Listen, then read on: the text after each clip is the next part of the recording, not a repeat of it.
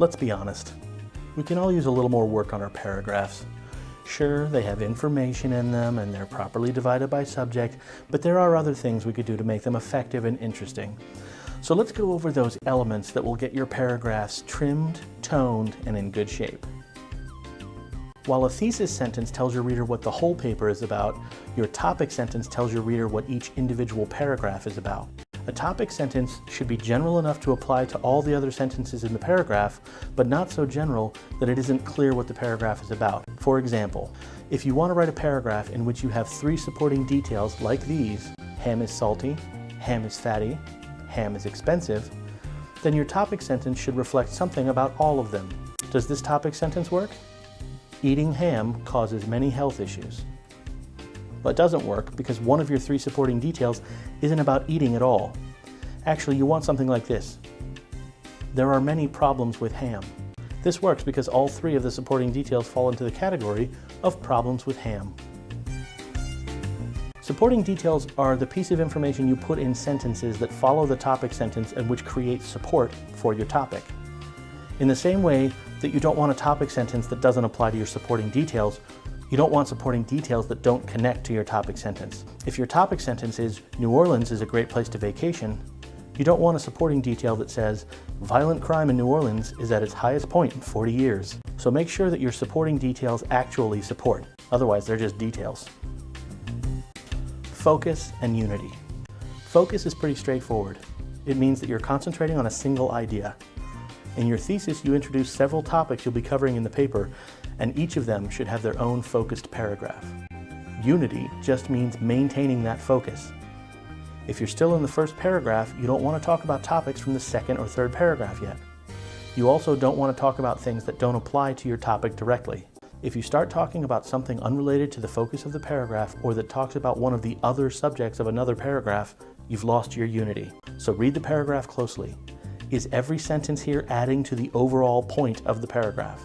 If not, you need to take it out. Order and development.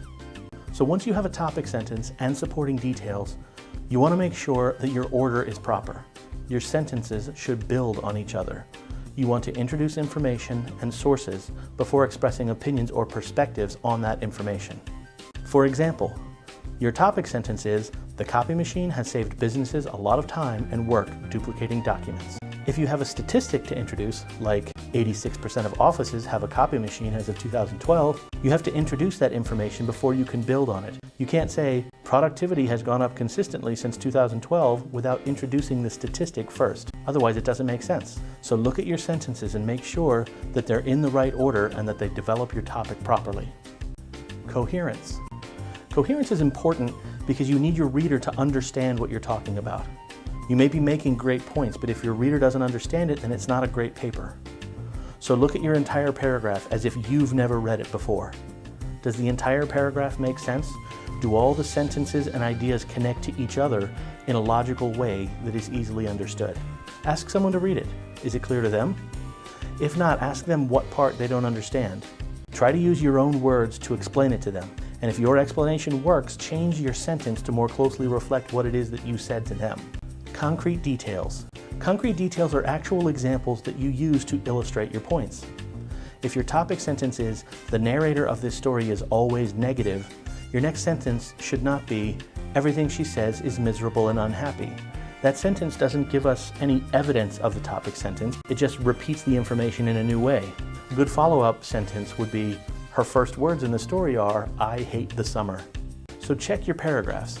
If you make a claim or put forth a perspective or a specific opinion, make sure you have a sentence after it that provides some concrete details. That's what takes it from being abstract and hard to understand to being real and easy to understand. Transitions. Transitions are what help you move smoothly from one topic to another. Sometimes the last sentence in one paragraph doesn't lead smoothly into the next paragraph, and that's when you need to use a transition. Look at these sentences. The only logical conclusion was to destroy the evidence and move out of the state. Amelia Earhart vanished during a flight across the ocean. We can't clearly see how they relate, so we need a transition. There are many kinds of transitions and words that apply to each one. Transitions can add to a conversation, they can compare things, They can prove or show evidence, they can stand in opposition, and they can summarize. The words shown here are just some examples of the transitions you can use to make the flow of your paper as smooth as possible. And there you have it. Things you can do to improve your paragraphs. Now that they're looking good, get back to class and show those paragraphs off. And if you have any questions or you want an in-person consultation, come see us. We're in Building 4, inside the Academic Success Center, room 120. Good luck.